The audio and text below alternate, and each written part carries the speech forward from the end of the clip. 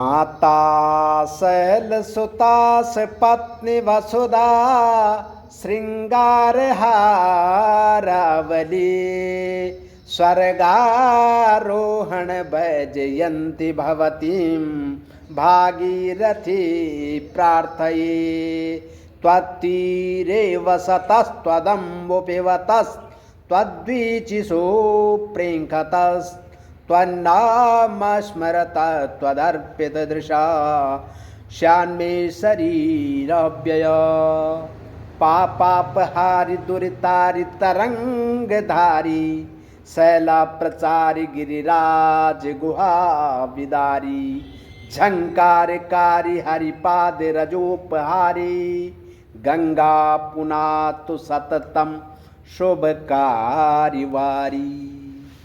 आप सभी सनातनियों को आज गंगा दशहरा की हार्दिक शुभकामनाएं। गंगा दशहरा पर्व जो है ज्येष्ठ शुक्ल दशमी को मनाया जाता है, लेकिन जो है सभी पर्व अधिकतर जो है जब अधिक मास लगता है, मलमास लगता है तो शुद्ध मास में मनाया जाता है।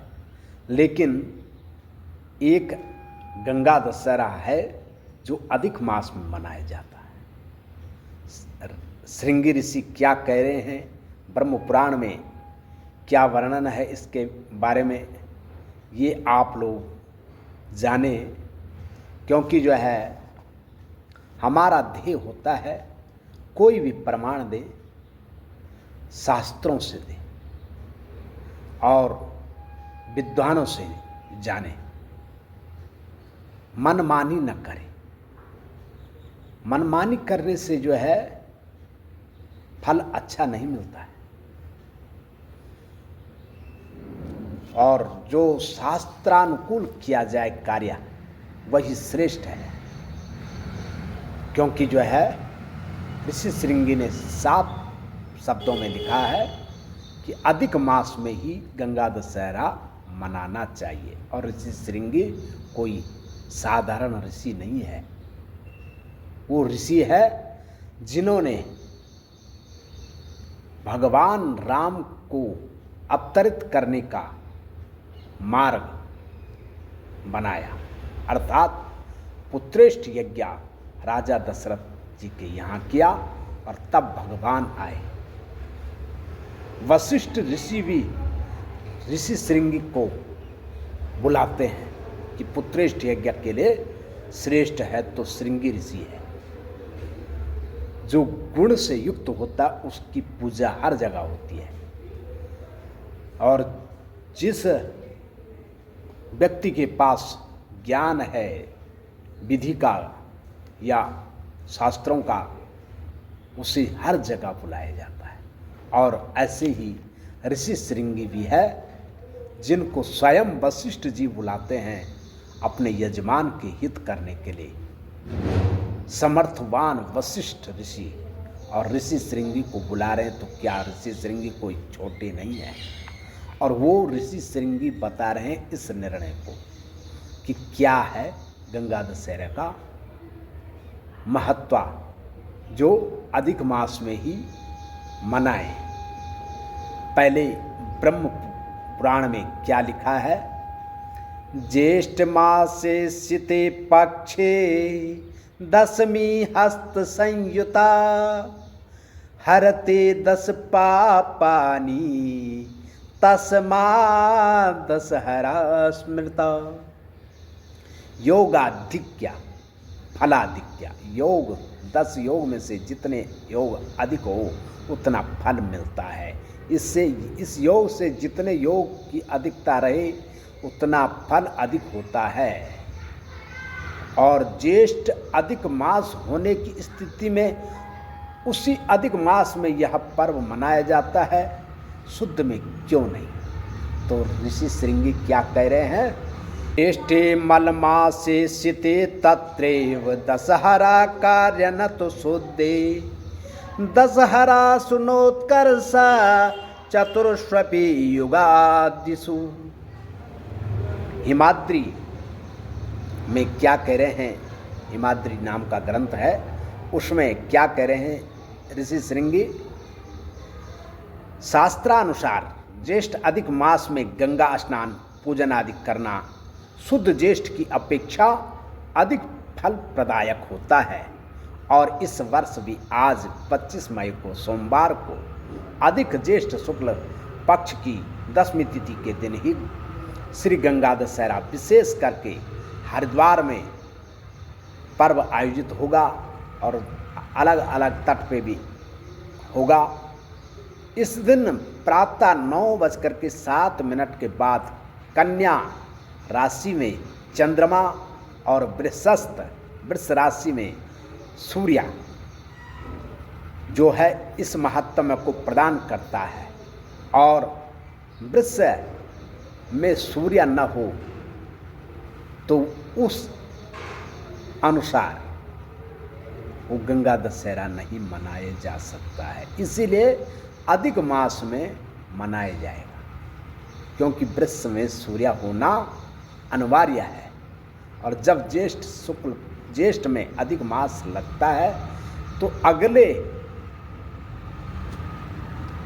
जो शुद्ध शुक्ल ज्येष्ठ पक्ष होता है उसमें वृष में सूर्य नहीं मिलता है, क्योंकि मलमास में संक्रांति नहीं होती है, और मलमास के लगने से पूर्व जो है अधिक मास के लगने से पूर्व वो महीना प्रारंभ हो चुका होता है, और जब मलमास समाप्त हो जाता है तब जाके जो है संक्रांति आती है दूसरी, और वो दूसरे में जो है वो संक्रांति अर्थात वो सूर्य नहीं मिल पाएगा, मिथुन का सूर्य मिलेगा, और मिथुन के सूर्य में जो है गंगा दशहरा नहीं मनाया जाएगा। इसी कारण और हस्त नक्षत्र भी उस दिन नहीं मिलेगा। इस कारण कई कारण है, तो इसलिए जो है ये योग बनाया है, और इसको जाने। और एक शंका लोगों के मन में रहती है कि गंगा जयंती और गंगा दशहरा ये ऐसा क्यों? ज्येष्ठ शुक्ल दशमी को तो गंगा दशहरा है, लेकिन वैशाख शुक्ल सप्तमी को गंगा जयंती, ये क्या है? कौन है सही है, कौन गलत है? दोनों सही है। जो गंगा दशहरा है वो पृथ्वी पर आने का पर्व है।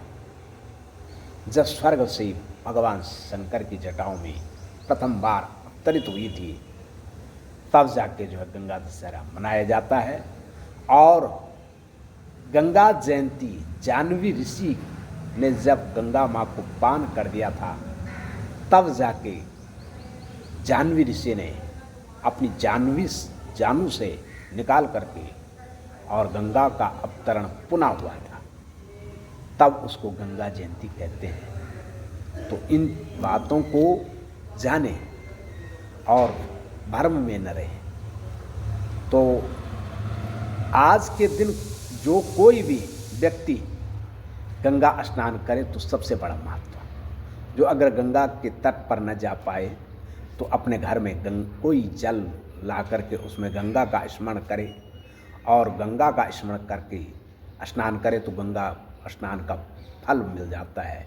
गंगा का नाम जो अगर कोई 100 योजन दूर से भी लेता है तो उसे गंगा स्नान का फल मिल जाता है। गंगा गंगेत यो पुरियात यो जनानाम सतेरपि मुच्यते सर्व पापे भ्यो विष्णुलोकस्य गच्छति। गंगा का नाम जो अगर 100 योजन से दूर भी बोला जाए तो विष्णुलोक की प्राप्ति होती है। तो इसमें कोई संदेह नहीं है। गंगा जी गंगा जी गंगा जी, तो चैन मेरी अपड़ी माँ जी। गंगा जी गंगा जी गंगा जी, तो चैन मेरी अपड़ी माँ जी। तेरा दर्शनु तई देव तरसांदा, तेरा दर्शनु तई देव तरसांदा। व्याकुनी बागत दूपाणु लांदा, गंगा जी गंगा जी गंगा जी, तू चैन मेरी अपनी माँ जी।